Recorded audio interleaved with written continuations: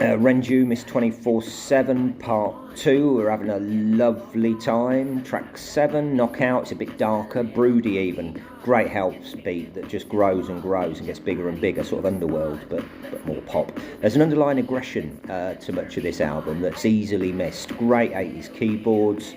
I often do that thing, imagine going back in time and saying, right, I'm going to release this record in 1985 and be massive. You know, if she did, she'd be the biggest star in the world. Yep, absolute knockout, 9 out of 10. Track 8, Broken One, slowing down things a little bit. A big sound that is actually a bit messy for me. Overdone the production a tad, I think. I like it when I can hear the songs a little bit more from her. The most modern sound, maybe, so far, but not a standout for me. Still ace, though, and a great outro, 8 out of 10.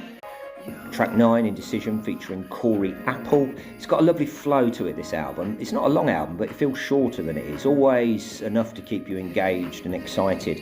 Nice to have the male vocal as a contrast. Song maybe not one of the strongest tracks, but well worth an 8 out of 10. Track 10, 4am, a slower-ish ballady track, as close as she gets to a ballad anyway. Lovely lyrics, as is much of this album. Good lyric writer. Could hear Depeche Mode doing this. Yeah, would like to hear Dave Garn sing it, actually. Doesn't quite connect with me somehow like some of the other tracks, but still great, 8 out of 10. Track 11, Cherry Bye Bye, a nice bit of reggae from nowhere. You know, nice to try something different at this stage of the album, but doesn't quite land for me, just a bit classic pop. Again, she can write a song though, 7 out of 10. Track 12, Starlina, you can hear this being played at the Blitz Club in 1985. I like the fact that it doesn't take itself too seriously. Again, not one of the stronger tracks for me, but still a pleasure to listen to, and I'm so glad it's on at all stage. Too short to get close to boring, really, 8 out of 10.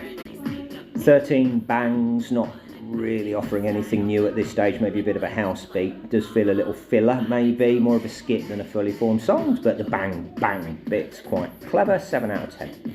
Track 14, Songs, bit of guitar, could be like a Journey 80s power ballad at the beginning, but then it's got the best chorus and the best song on the album. Got an indie feel to it and such a good rhythm. Could be Primal Scream could have done this in their pomp. It's amazing the turnaround on her voice that I've had. It's gone from not sure to love it. I mean, and that is a hook. You know, if this was on a major label, you'd be absolutely a huge hit all over the world. You know, I hope more people hear it. 10 out of 10, that track. And the 15th and final track, Music Dies. Great finish with that familiar sample. Dry just a little bit.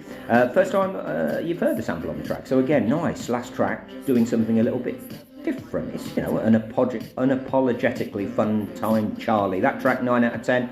And the whole album is just a wonderful cross of new and old, and I've loved every second. I'm going to give it a 9 out.